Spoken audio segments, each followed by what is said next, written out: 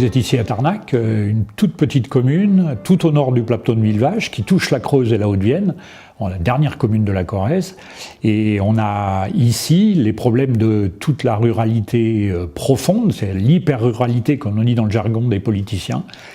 Ni téléphone mobile de qualité, ni liaison Internet, ni services médicaux, ni culture. Donc on est vraiment dans une zone blanche multiple. On peut mettre des S à blanche parce qu'on est vraiment dans un territoire déshérité.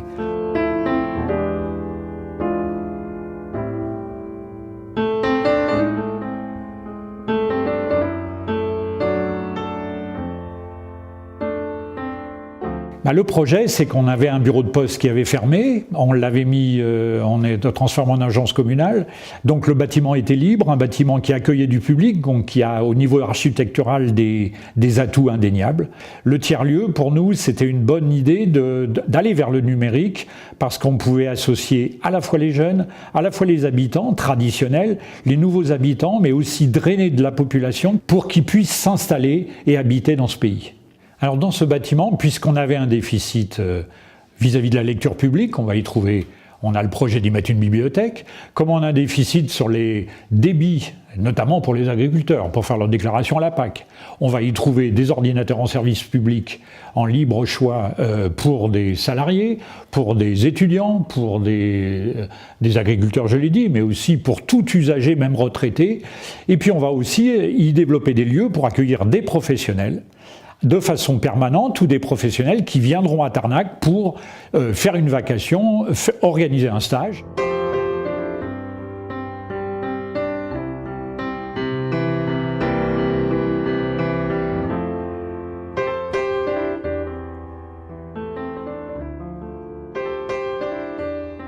On a réussi à financer ce projet parce que quand même tu as plus de 300 000 € sur la table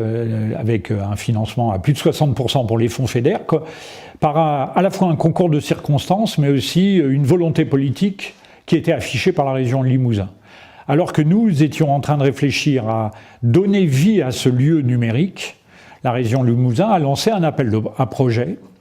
et dans lesquels nous nous sommes engouffrés et nous avons eu le soutien de la région immédiatement pour étudier la faisabilité et la mise en œuvre de ce projet. Donc, à la fois, au départ, un financement région plus Europe pour les fonds FEDER, puis très rapidement, devant l'ampleur du projet et sa réalité, finalement, aujourd'hui, on a un financement État et FEDER qui permettra à la région de venir soutenir notre activité économique, sociale et rurale du projet au fil de son développement.